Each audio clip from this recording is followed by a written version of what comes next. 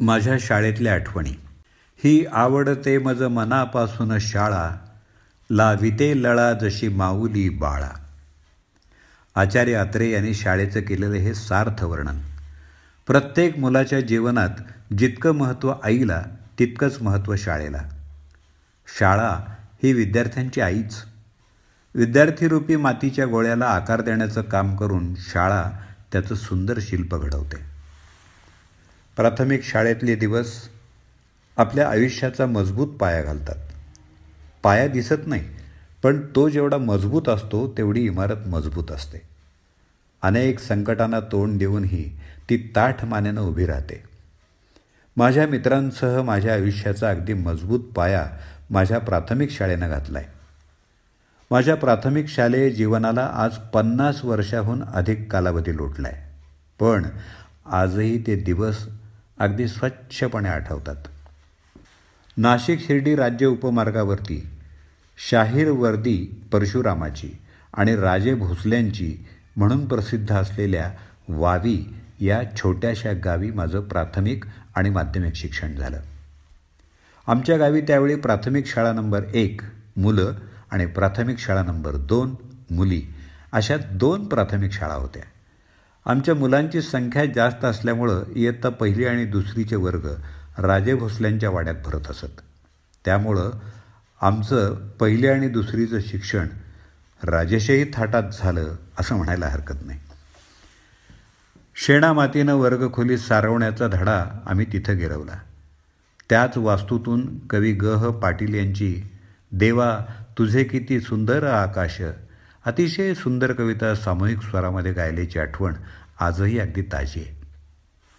आमच्या शाळेची मुख्य इमारत दगडी बांधणीची, उतरत्या कौलारू छपराची, समोर मोकळं मैदान, त्याच्यावरती छान वाळू पसरलेली आणि त्या मैदानावरच आमचा परिपाठ, सामूहिक कवायत वगैरे व्हायची.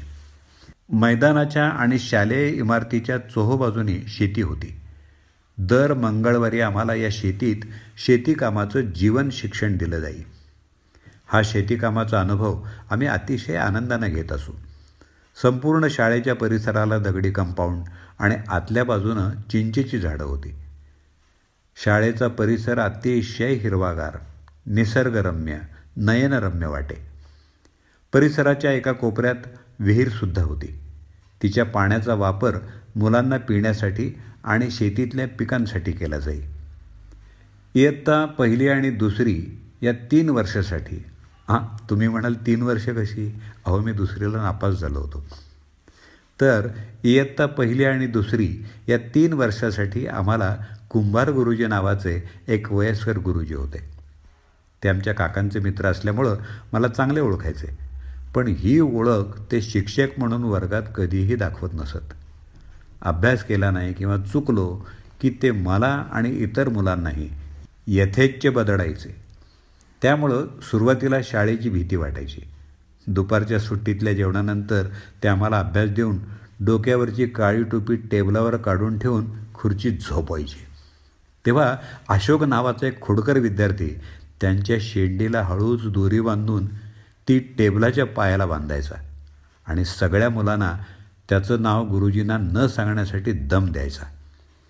त्यावरून सर्व वर्गाला गुरुजी मार द्यायचे. इयत्ता 3रीला आम्हाला जगदाळे गुरुजी होते. उंचेपुरे, पांढरशुभ्र धोतर, शर्ट, डोक्यावर टोपी आणि पायात चप्पल. त्यांना पाहिल्यावर पंडित जवाहरलाल नेहरूंची आठवण यावी असं प्रसन्न आणि प्रेमळ व्यक्तिमत्व. त्यांनी आमच्या दिवसभराच्या अभ्यासाचं वेळापत्रक बसवलं होतं. सकाळच्या सत्रात विषयाभ्यास, तर दुपारच्या सत्रात खेळ, गाणी गोष्टी, पाढे, कविता पाठांतर वगैरे. ते आम्हाला पौराणिक तसंच बोधप्रद गोष्टी सांगायचे. गोष्टीतल्या पात्रांची नावं मुलांना देऊन आम्हालाही गोष्टीमध्ये समरस करून घ्यायचे. गोष्टीतून दिला जाणारा संदेश आमच्याकडून पुन्हा पुन्हा वधवून घेऊन आमच्या मनावर तो बिंबवत. गुरुजी खूप छान शिकवत. त्यामुळं इयत्ता 1ली 2रीला वाटणारी शाळा आणि गुरुजींची भीती कुठल्या कुठं पळाली. आता शाळेत यावं, शिकावंसं वाटू लागलं. इयत्ता 4थीला गेल्यावरती आमचे जगदाळे गुरुजी बदलले. तेव्हा सगळा वर्ग रडल्याचं आठवतं. इयत्ता चौथीच्या पहिल्याच दिवसाचा तो प्रसंग आजही आठवतो. त्याच दिवशी सर्व गुरुजींची मुख्याध्यापकांबरोबर कसली तरी मीटिंग होती. आमचे चौथीचे खाटेकर गुरुजी आम्हा मुलांना अभ्यास देऊन मीटिंगला गेले. मीटिंग खूप वेळ चालली. आमची चुळबुळ सुरू झाली आणि विनाकारण माझी खोड काढल्यामुळं माझं एका मुलाशी भांडण झालं आणि त्या भांडणाचं पर्यावसान मारामारीत झालं. तो मला मारू लागला. तसा मी त्याच्या कमरेला माझ्या दोन्ही पायाचा विळखा घालून आवळू लागलो. तो ओरडू लागला. विनाकारण माझी खोड काढून मला मारल्याबद्दल त्यानं माझी माफी मागितल्यावरच पायांची पकड सोडली. मोठ्या भावाच्या मार्गदर्शनाखाली कुस्तीचे डावपेच मला इथं उपयोगी पडले. त्यानं माझं नाव गुरुजींकडे सांगितल्यामुळं चौथीच्या पहिल्याच दिवशी गुरुजींचा मार खाणारा मी पहिला विद्यार्थी ठरलो. परंतु त्या मुलानं त्यानंतर मात्र माझी खोडी काढायचं धाडस कधी केलं नाही. इयत्ता चौथीला गुरुजीने आम्हाला प्राथमिक शिष्यवृत्ती परीक्षेला बसवून वर्षभर विनामूल्य जादा मार्गदर्शन केलं. तेव्हा आजच्यासारखा जादा वर्गाचा मोबदला घेण्याचा प्रकार नव्हता बरं का. इयत्ता 5वीचा आमचा वर्ग हायस्कूलला जोडला गेला. अभ्यासक्रमाचा NCERT पॅटर्नला सामोरी गेलेली आमची पहिलीच बॅच ठरली. स्वावलंबी शिक्षण हेच आमचे ब्रीद ही शिकवण अवघ्या महाराष्ट्राला देऊन खेडोपाडी शिक्षणाची ज्ञानगंगा पोचवणारी कर्मवीर भाऊराव पाटील यांनी स्थापन केलेल्या रयत शिक्षण संस्थेच्या नूतन विद्यालय वावी शाळेत माझं माध्यमिक शिक्षण झालं. दुर्दैवानं त्यावेळी आमच्या शाळेला स्वतःची इमारत नव्हती. गावातल्या जशा उपलब्ध होतील त्या खाजगी मालकीच्या इमारतीत आमची शाळा भरायची. इमारतच नाही तर क्रीडांगण कुठून असणार. चिमण्यांना भिरकावलेल्या दाण्यांप्रमाणे आमची शाळा गावभर विखुरलेली होती. त्यामुळं शाळा भरताना आणि सुटताना गावभर गल्ल्यांमध्ये मुलं दिसायची. आमचा परिपाठ आणि खेळही खाजगी मोकळ्या जागेवर व्हायचे. गावाच्या मध्य चौकातल्या इमारतीत शाळेचं कार्यालय आणि काही वर्गही भरत. बाकी प्रयोगशाळा, ग्रंथालय इत्यादी वेगवेगळ्या खोल्यांमध्ये होते. त्यासाठी मुलांना पायपीट करावी लागे. त्यामुळं नाही म्हटलं तरी अवांतर वाचनाची हेळसांड झाली. अगदी 10वीपर्यंत अवांतर वाचन फारसं करताच आलं नाही. आता याची खंत वाटते.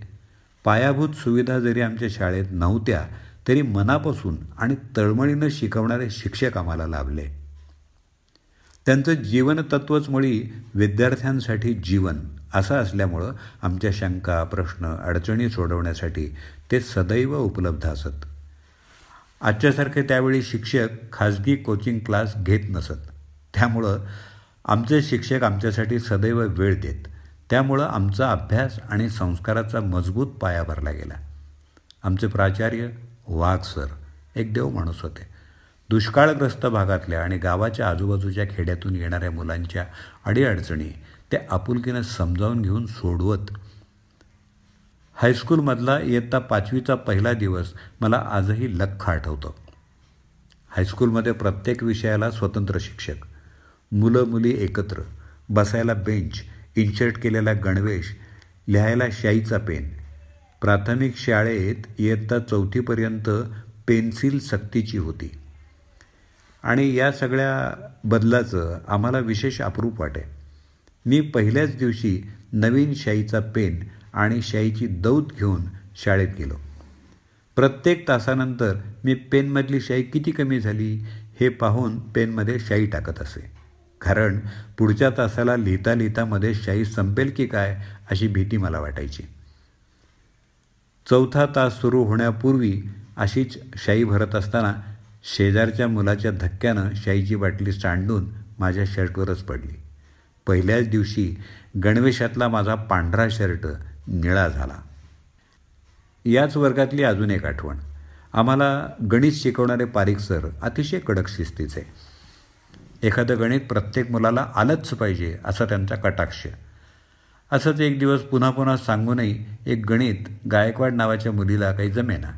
तेव्हा ते चिडले आणि त्यांनी तिला मार दिला तर तिला घाबरून मूर्छाच आली. या प्रकारामुळं आम्ही मुलं आणि सरही घाबरून गेले. काय करावं त्यांना कळेना. तेव्हा एक मुलगा पटकन समोरच्या असलेल्या कार्यालयात निरोप देण्यासाठी पळाला. त्यानं निरोप देताच त्याच दिवशी शाळेत नवीन रुजू झालेले पवार सर धावत आले. येता येताच त्यांनी शेजारच्या घरातून एक कांदा आणला होता. वर्गात प्रवेश करतानाच त्यांनी हातातला कांदा टेबलवर फोडून त्या मुलीच्या नाकाला लावला. तसंच तिच्या चेहऱ्यावर पाणी शिंपडलं. थोड्या वेळानं ती मुलगी शुद्धीवर आली. या घटनेचा माझ्या जीवनावर विशेष प्रभाव पडला. सरांचं ते आकर्षक व्यक्तिमत्व आणि त्यांचा वागण्यातला रुबाबदारपणा, सफाईदारपणा हे पाहून आपणही असंच पवार सरांसारखं शिक्षक व्हावं हे माझं स्वप्न बनलं. इयत्ता 7वीला आम्हाला मराठी विषयाला अरुण शेडगे सर होते. तेच आमचे वर्गशिक्षकही होते. त्यांचं अक्षर खूप छान होतं. त्यांच्यामुळंच माझ्यावर सुंदर हस्ताक्षराचे संस्कार झाले. विशेष म्हणजे ते विषय शिक्षक असूनसुद्धा कबड्डी खूप चपळाईनं खेळत. त्यांची ती बजरंगोडी मारून प्रतिस्पर्धी खेळाडूच्या तावडीतून निसटून येणं आम्हाला खूप भारी वाटे. त्यांच्यामुळंच मला कबड्डी खेळायची आवड निर्माण झाली.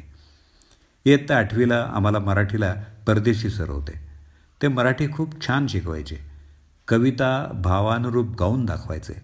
त्याच वर्गात आम्हाला कृ ब निकुंभ यांची चंदन कविता गाऊन दाखवताना त्या कवितेतील झिजते ते चंदन माझे जीव होतो आत गोळा अडखळे हात आणि पाणी तरारते डोळा या काव्यपंक्ती गाताना सर अक्षरशः रडायचे आणि पूर्ण वर्गाला रडवायचे. ती कविता ते जगत असायचे.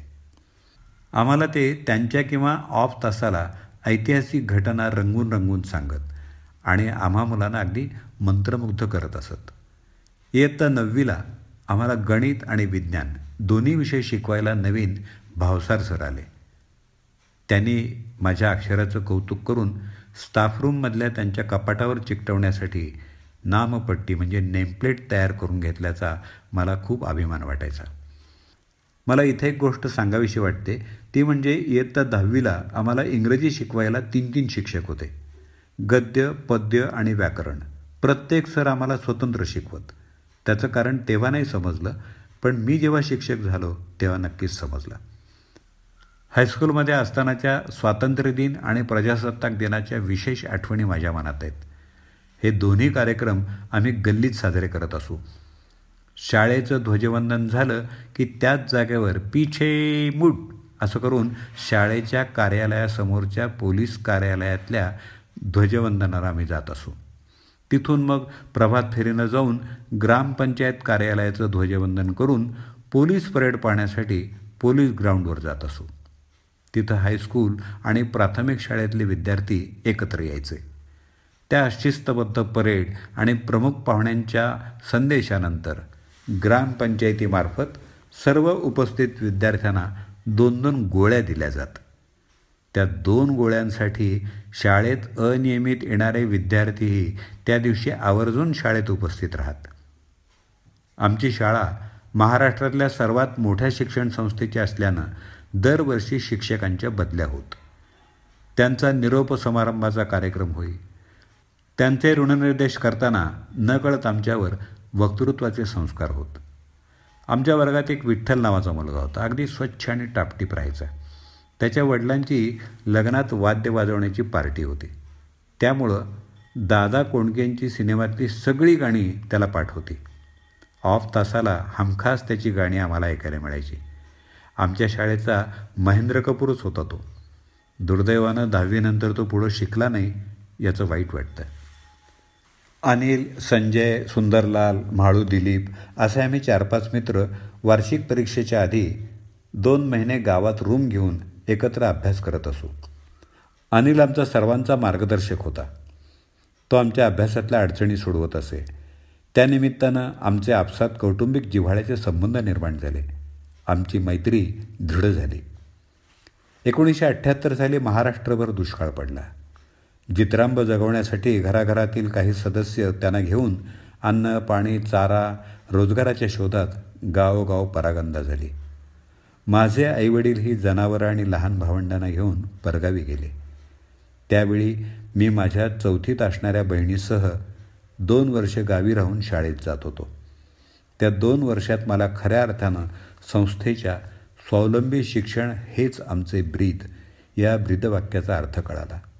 कमवा व शिका. या सूत्रांनुसार आठवडे बाजारात छोटी छोटी कामं करून मी माझा आणि बहिणीचा शालेय खर्च भागवून आईवडिलांना आर्थिक हातभार लावू लागलो. इच्छा आणि कष्ट करण्याची तयारी असेल तर शिक्षणाच्या आड संकट आणि अडचणी टिकाव धरू शकत नाहीत, हा धडा तेव्हा मी शिकलो. हा स्वावलंबनाचा संस्कार मला शाळेनं दिला. याबद्दल मी शाळेच्या ऋणात राहू इच्छितो. आज 40 वर्षानंतर मागं वळून बघताना मी जेव्हा विचार करतो की शाळेनं मला काय दिलं, तेव्हा त्याचं उत्तर शाळेनं मला सर्वस्व दिलं असंच मी देईन. शाळेनं मला प्रेम, जिव्हाळा, आपुलकी दिली, ज्ञान, सुसंस्कार दिले, जगण्याचं बळ आणि लढण्याचं सामर्थ्य दिलं. शिस्तप्रिय, प्रेमळ, प्रसंगी कठोर होऊन मला माझा जीवनमार्ग दाखवणारे विद्यार्थीप्रिय गुरु आणि त्यांचा सहवास मिळाला. आणि विशेष म्हणजे माझ्या चांगल्या वाईट प्रसंगी जीवाला जीव देणारे, जीवाभावाचे अनेक मित्र दिले. माझ्या जीवनातून माझी शाळा, गुरुजनवर्ग आणि मित्र वजा केले तर माझ्या जीवनात एक खूप मोठी पोकळी निर्माण होईल, जी दुसऱ्या कोणत्याही गोष्टीनं भरून येऊ शकणार नाही. शेवटी शाळेच्या ऋणात राहून कवी गिरीश यांच्या शब्दात असं म्हणावंसं वाटतं, तुला होवो वान स्मरण मम माते, परी मनी स्मृती माझ्या संगे मधुर तव मी नेईन जनी, तुझी थोरी सर्वा पटवून सदा देईन मुखे, तवाशीर्वादाने मिळतील मला अंतरसुखे. माझ्या शाळेतल्या आठवणी. या आठवणी लिहिल्या होत्या अर्जुन सदाशिव वेलजाळी यांनी. त्यांचा भ्रमणध्वनी क्रमांक 9049522240 9049522240. वाचन दत्ता सरदेशमुख.